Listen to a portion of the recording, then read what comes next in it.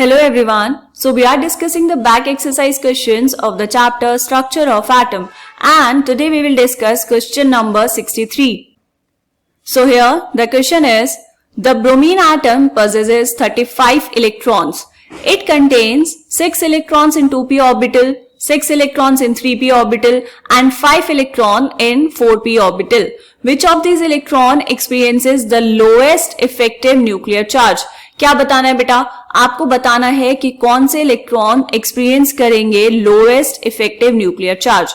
देखो आपको यहां पर गिवन है बेटा ब्रोमीन, ठीक है। ब्रोमीन का एटॉमिक नंबर कितना होता है? 35। वैसे तो आपको यहां पर गिवन है क्वेश्चन में कि कौन से ऑर्बिटल में कितने इलेक्ट्रॉन्स होंगे, लेकिन हम क्या करेंगे बेटा, यहां पर लिख लेंगे इसकी इलेक्ट्रॉनिक कॉन्फ़िगरेशन कितनी होगी। चेक करो, 1s2, 2s2, 2p6, ये हो गए टोटल 10 इलेक्ट्रॉन्स। उसके बाद क्या आएगा बेटा, 3s2, 3p6, फिर आएगा यहां पर 3d10, 4s2 एंड लास्ट में यहां पर आ जाएगा बेटा 4p5। ठीक, क्वेश्चन में आपको यही गिवन है कि देखो 2p में कितने इलेक्ट्रॉन्स है बेटा, 6 इलेक्ट्रॉन्स।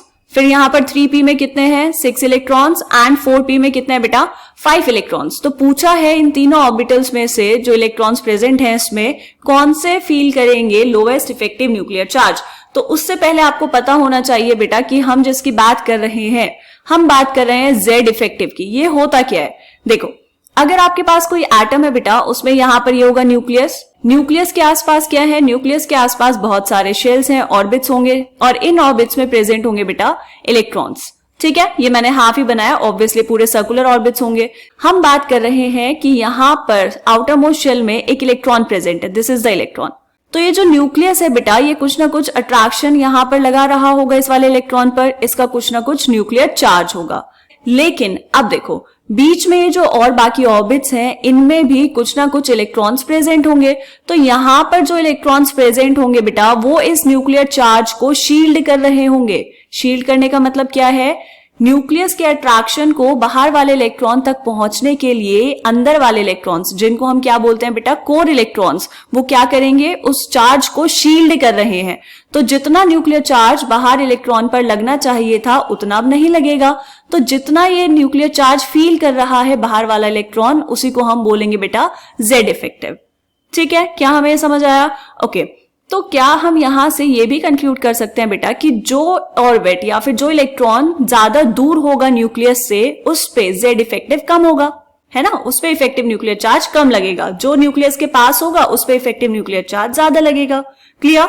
तो अगर हम यहां से बताएं तो 2p, 3p और 4p में जैसे जैसे quantum number, principal quantum number की वैल्यू बढ़ती है, वैसे वैसे हम कहेंगे कि जो ऑर्बिट है वो इलेक्ट्रॉन से दूर होता जाता है ना।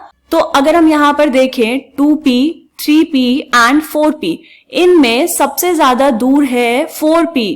ठीक है, 4p ऑर्बिटल न्यूक्लियस से सबसे दूर है। तो इसीलिए इनमें जो इलेक्ट्रॉन्स होंगे वो क्या करेंगे बेटा, वो एक्सपीरियंस करेंगे लोएस्ट इफेक्टिव न्यूक्लियर चार्ज, मतलब लोएस्ट जेड इफेक्टिव।